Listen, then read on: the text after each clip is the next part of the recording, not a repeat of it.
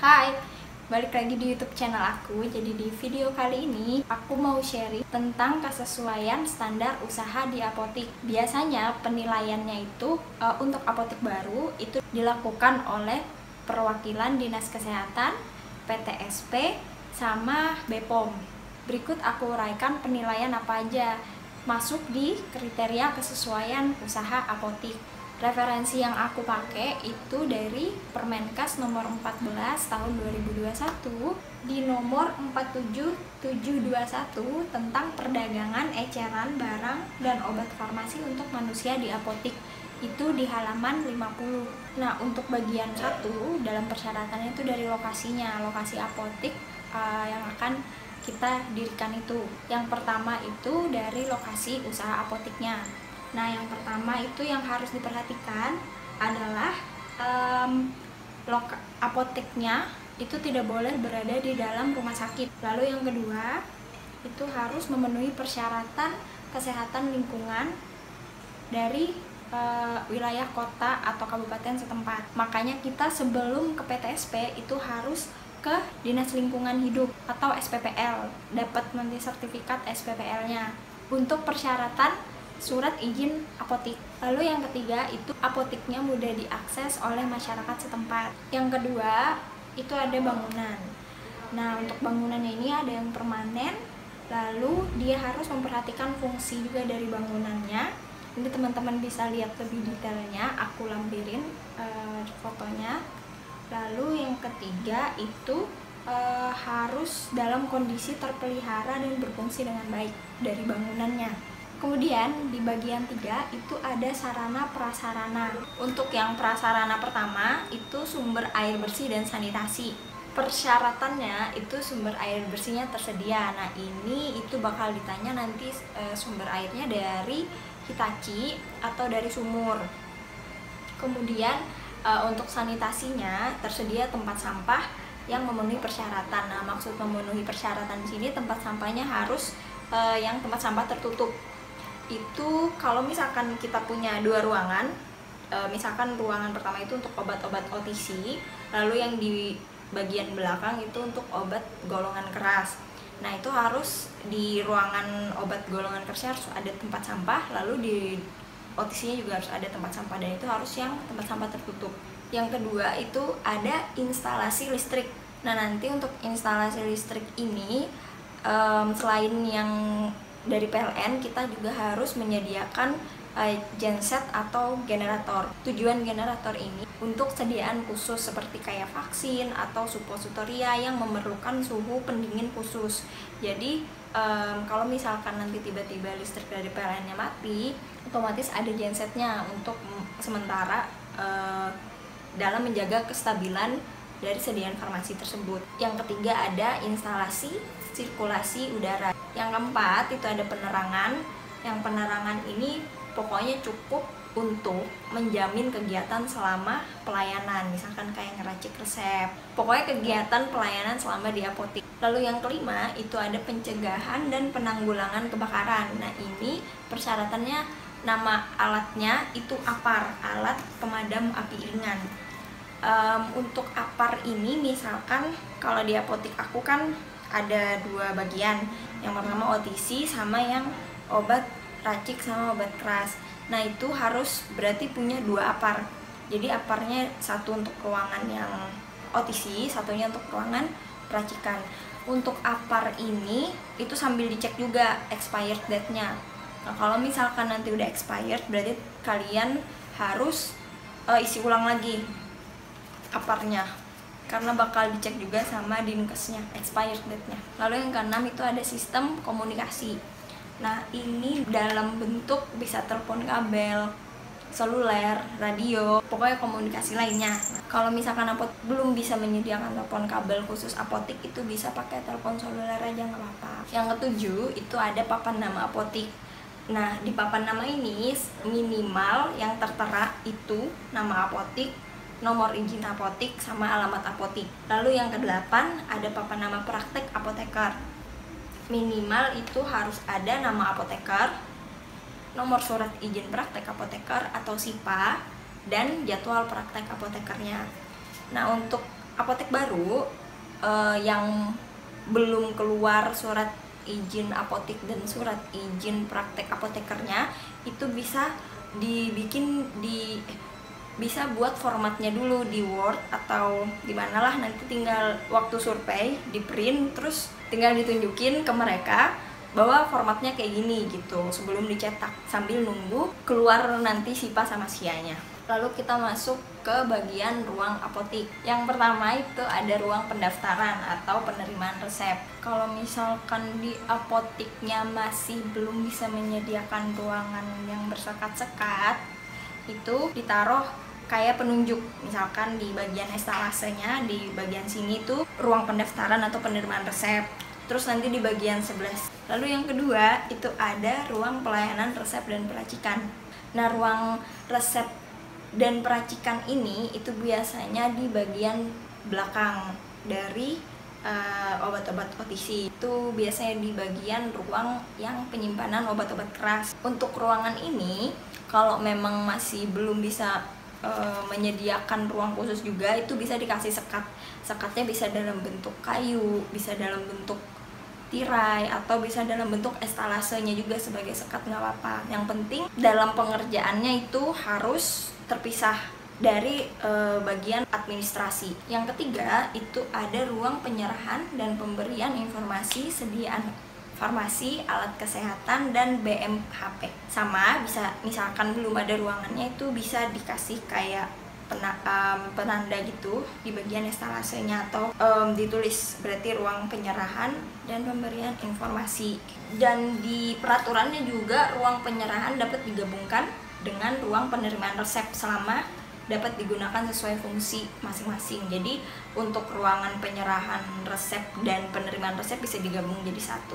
Itu yang penting ada penandanya tadi, penjelasan bahwa ini ruangan penerimaan resep dan penyerahan resep. Yang keempat itu ada ruang konseling. Nah, untuk ruang konseling ini itu diharuskan ada meja, ada 2 kursi untuk pasien dan apotekernya. Sebenarnya dapat menjamin privasi pasien juga, tapi mungkin ada beberapa juga apotek yang masih belum bisa menyediakan ruangan khusus.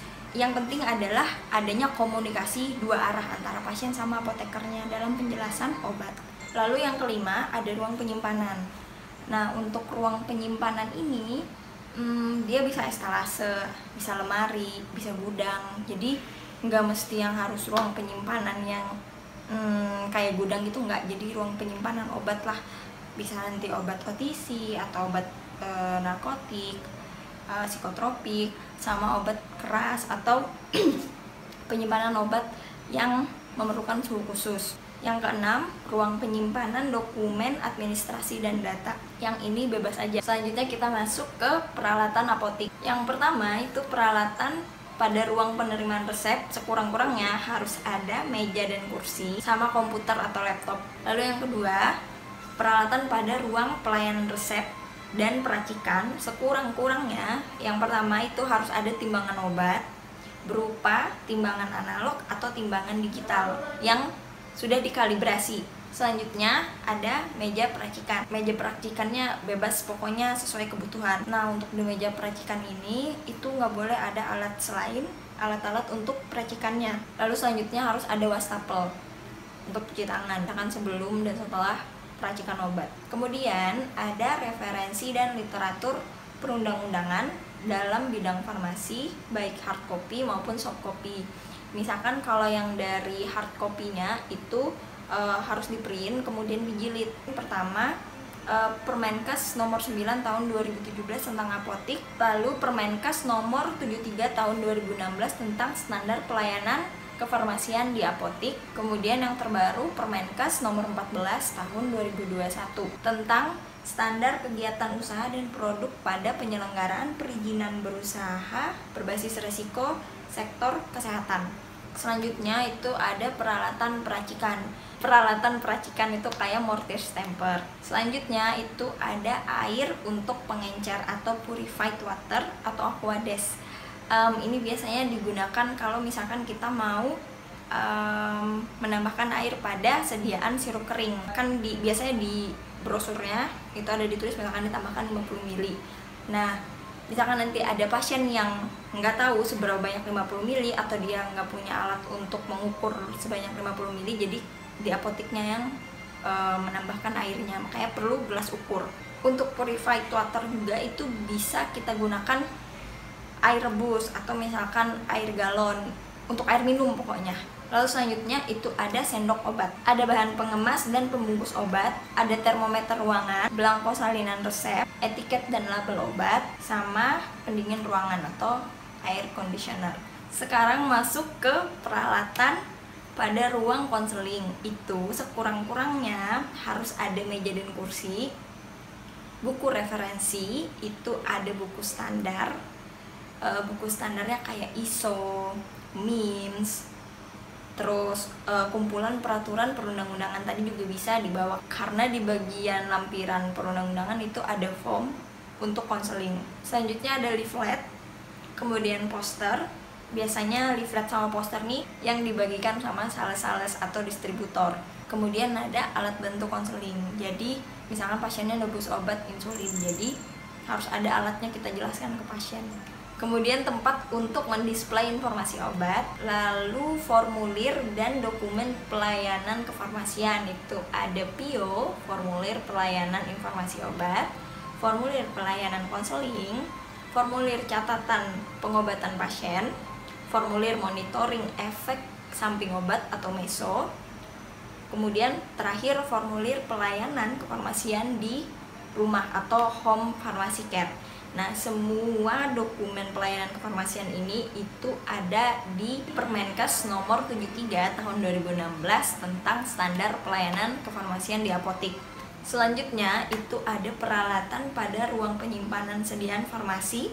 Sekurang-kurangnya harus ada lemari untuk penyimpanan obat, palet, lemari pendingin, lemari untuk penyimpanan narkotika dan psikotropika. Nah, untuk lemari ini itu harus 2 pintu.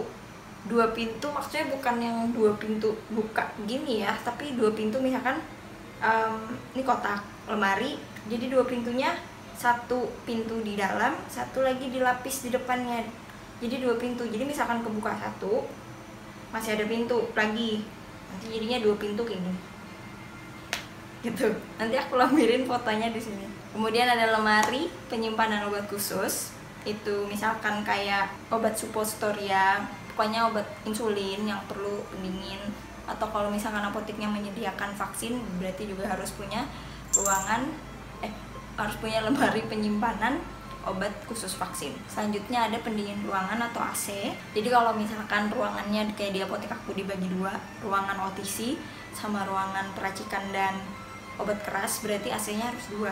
Kemudian pengukur suhu dan kelembapan. Ini misalkan ini juga harus ada di setiap ruang penyimpanan obat. Kalau misalkan ruangannya ada 2, berarti harus punya 2 pengukur suhu dan kelembapannya. Lalu ada kartu monitoring suhu. Nah, kartu monitoring suhu ini nggak ada formatnya sih, bebas aja.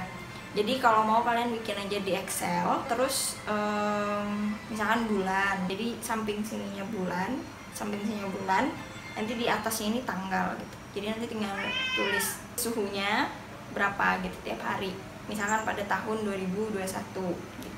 Yang terakhir tempat penyimpanan khusus obat rusak dan kadaluarsa, harus terpisah dari obat-obat yang lain supaya nggak kecampur. Lanjut pada ruang penyimpanan dokumen administrasi dan data, sekurang-kurangnya tersedia lemari buku, belangko pesanan obat, belangko kartu stok obat, belangko salinan resep, belangko faktur dan belangko nota penjualan, pencatatan obat narkotika dan psikotropika. Ini bisa pakai buku tulis nggak apa-apa. Terus buku pesanan obat narkotika dan psikotropika. Kemudian terakhir form laporan obat narkotika dan psikotropika. Kalau pelaporan kan sekarang ada di aplikasi Sipnap. Nah, itu juga tetap diminta secara fisiknya selain di aplikasi Sipnap. Jadi kita tulis secara manual, didokumentasikan di apotik. Itu bisa pakai buku biasa aja nggak apa-apa, yang penting poin-poinnya ada. Itu nomor, terus nama sediaan, jumlah kayak gitu kayak. Sekarang kita masuk ke sumber daya manusia atau SDM-nya. di apotik. Yang pertama, apotik sekurang-kurangnya terdiri dari 1 orang apoteker. Misalkan apotiknya itu buka 24 jam, berarti sekurang-kurangnya apotiknya harus memiliki 2 apoteker. Jadi 1 apoteker penanggung jawab, yang satunya berarti apoteker pendamping. Yang kedua, apotekernya dibantu oleh tenaga teknik kefarmasian, asisten tenaga kefarmasian, dan atau tenaga administrasi lainnya. Jadi kalau misalkan apoteknya udah ada apotekernya 1, harus ada tenaga teknis kefarmasiannya 1 minimal. Kemudian yang ketiga, jumlah apoteker dan tenaga lain harus disesuaikan dengan jam operasional apotiknya. Dan semua tenaga kefarmasian yang bekerja di apotik itu harus memiliki surat izin praktek SIPA untuk apoteker, SIP TTK itu untuk surat izin praktek tenaga teknis kefarmasian. Kemudian harus ada SOP juga, dan SOP-nya harus di-print. Standar pelayanan, SOP-nya seperti apa, etika profesi, SOP dalam peracikan, penerimaan, pelayanan itu harus dijadiin satu, terus nanti biasanya dicek sama mereka dinkesnya gitu. Di keterangannya ada TMS atau tidak memenuhi syarat sama MS memenuhi syarat. Nah, nanti itu bagian penyurveinya yang ngasih centang. Kemudian kalau dari poin-poin yang di atas tadi ada yang TMS, nah berarti teman-teman dikasih waktu biasanya maksimal 1 bulan untuk menyelesaikan dan melengkapi yang kurangnya tadi. Nah, kalau misalkan nanti udah selesai dalam persiapan dari kekurangannya tadi, itu kita antar dalam bentuk foto, terus di print ke Dinas Kesehatan Kota. Lalu setelah itu nanti kita tinggal nunggu pengeluaran surat izin apotik sama surat izin praktek apotekernya. Nah, untuk apotik baru itu kalau misalkan SIPA dan SIA-nya belum keluar, tidak diperbolehkan menjual atau melakukan pelayanan di apotik sebelum SIPA dan SIA-nya dikeluarkan. Cukup sekian video kali ini, semoga bisa bermanfaat. Sampai ketemu di video selanjutnya. Bye bye.